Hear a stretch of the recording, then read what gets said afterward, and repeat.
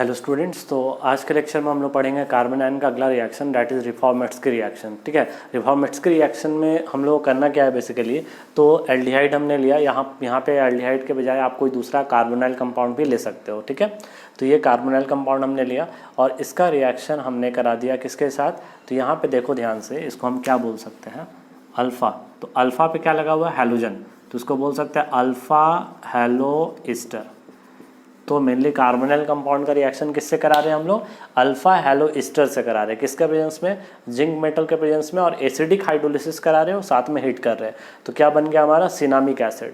तो ये standard reaction है, रिफॉर्मेट्स्की रिएक्शन का ये स्टैंडर्ड रिएक्शन है, जिसमें क्या बनता है आपका प्रोडक्ट, सिनामिक एसिड बनता है। ठीक है, अब देखो ध्यान से मैकेनिज्म क्या है।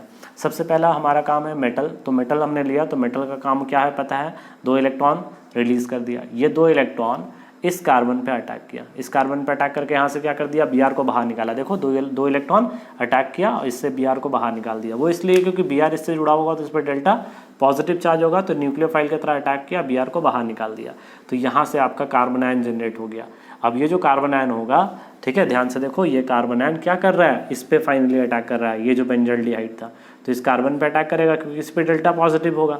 तो ये इलेक्ट्रॉन शिफ्ट कर गया O का, तो O पे माइनस हो गया और CH से क्या जुड़ गया, CH2COOR, देखो जुड़ गया। अब ध्यान से देखो, इसका हमने क्या कराया, एसिडिक हाइड्रोलिसिस। जब एसिडिक हाइड्रोलिसिस करा रहे तो क्या हो गया, O माइनस की जगह क्या आ गया, OH आ गया। और ध्यान से देखो, ये ईस्टर वाला पार्ट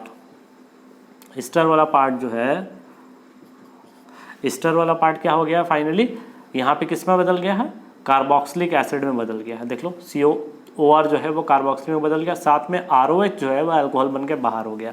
ठीक है, उसके बाद हमने इसको हीट किया, हीट कर रहे तो क्या बाहर निकल जा रहा, वाटर। तो यहाँ से OH और यहाँ के H को लेकर तुम्हारा बाहर निकल गया, तो यहाँ पे वाटर बन गया। तो ये फाइनली ये प्रोडक्ट बन गया सिनामिक एसिड। अब देखो ध्यान से, ये वाला पार्ट को समझो कि कैसे इस ईस्टर वाले पार्ट में जब हम हाइड्रोलिसिस करते हैं तो ये कार्बोक्सिलिक में बदलता है और किस में बदलता है, अल्कोहल में। तो देखो यहाँ पे हमने उसको लिखा है, ये हो गया ईस्टर, ईस्टर का हाइड्रोलिसिस कर रहे हैं, क्या बना, RCOH और RDS। सबसे पहला मैकेनिज्म में H3O+ में क्या क्या अवेलेबल है, H+ भी है और साथ में वाटर भी है। तो देखो H+ जो है ऑक्सीजन का लोन पेयर, इससे प्रोटोनेट हो गया, तो यहाँ पर O पे प्लस आ गया और ये H हो गया। अब जो वाटर था वो वाटर इस पर अटैक किया, ये बॉन्ड शिफ्ट किया, वापस जब आया यहाँ से अल्कोहल बाहर, देखो ROH बाहर हो गया और यहाँ पे क्या जुड़ गया, OH जुड़ गया। तो RCOH एक कार्बोक्सिलिक एसिड बन गया और साथ में क्या बन गया, अल्कोहल बन गया। इस तरह से हम कह सकते हैं कि जब किसी भी ईस्टर का हाइड्रोलिसिस आप करते हो तो क्या बनता है, कार्बोक्सिलिक एसिड और क्या बनेगा, अल्कोहल बनेगा। तो यहाँ पर वही प्रोडक्ट बन गया। अब देखो ध्यान से, यहाँ पर ये क्वेश्चन देखो, सबसे पहले इसका काम और इसका काम क्या था, जिंक का काम था भाई 2 इलेक्ट्रॉन देना, तो जिंक 2++ 2 इलेक्ट्रॉन। ये 2 इलेक्ट्रॉन क्या करेगा, ये जाके अटैक करेगा Br वाले कंपाउंड पे, तो ये गया इस पे अटैक किया, इसको बाहर निकाल दिया। तो हमारा कार्बन आयन जो है वो क्या बन गया, CH2- C double bond O OCH3। अब ये किस पे अटैक करेगा, इस कार्बोनाइल कंपाउंड पे, तो इस कार्बोनाइल कंपाउंड पे अटैक किया, यहाँ से इसको बाहर निकाल दिया। तो क्या बन गया, CH3C। देखो हाइड्रोलाइज में डायरेक्ट लिख के कर रहा हूँ, ठीक है ना। अच्छा चलो इसको दिखा देता हूँ, CH3CH और यहाँ पे आपका हो गया CH2, उसके बाद CH2 C double bond O OCH3, ठीक है, यहाँ पे आपका OCH3 हो गया।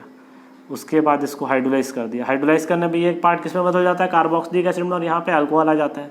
तो CH3CHOH, उसके बाद CH2 C double bond OH, और फिर जब इसको हीट कर देंगे तो यहाँ का OH और यहाँ का H बाहर निकल जाएगा।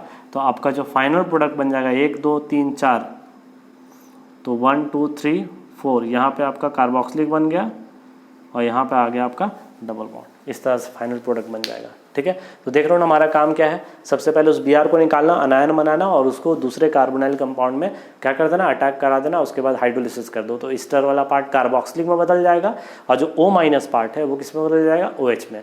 ठीक है, यहाँ तक नोट करो, फिर कुछ सवाल है वो हम लोग करेंगे।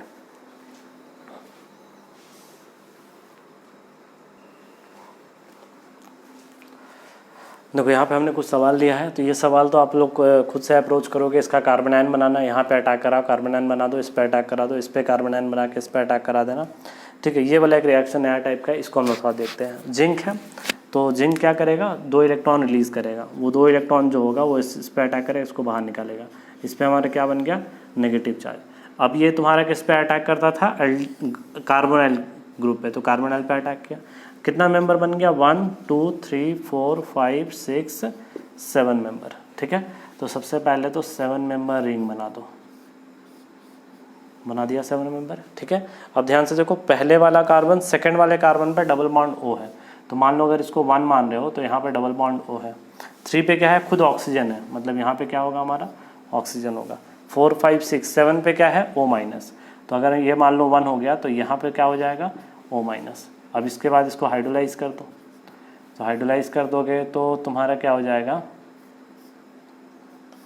तो यहाँ पे तो आपका ऑक्सीजन है, यहाँ डबल बॉन्ड हो, O माइनस की जगह क्या आ जाएगा आपका OH आ जाएगा। अब उसके बाद हीट कर रहे हैं तो यहाँ से OH और यहाँ से H दोनों बाहर निकल जाएगा, तो यहाँ पे तो आपका ऑक्सीजन है, डबल बॉन्ड O, और यहाँ पे क्या आ जाएगा। तो इस तरह से इंट्रामॉलिक्यूलर भी रिएक्शन हो सकता है, मतलब एक ही यूनिट, एक ही मॉलिक्यूल में आपका CH2Br वाला यूनिट होगा जो कार्बोनाइन बनेगा, और वो वही दूसरे कार्बोनाइल कंपाउंड पे अटैक करेगा, और वो कार्बोनाइल कंपाउंड का भी यूनिट क्या होगा, अवेलेबल होगा सेम मॉलिक्यूल में, ठीक है। तो इस तरह से इंट्रामॉलिक्यूलर रिएक्शन भी होगा, सेम वही एक एग्जांपल हमने यहाँ पे दिया है, इसको भी आप अपने से एक बार अटेम्प्ट करोगे। तो इस रिएक्शन के लिए इतना ही, उसके बाद अगले हम लोग लेक्चर में हम लोग नए रिएक्शन के बारे में बात करेंगे जिसमें इंटरमीडिएट हमारा कार्बोनाइन होगा। Okay, thank you.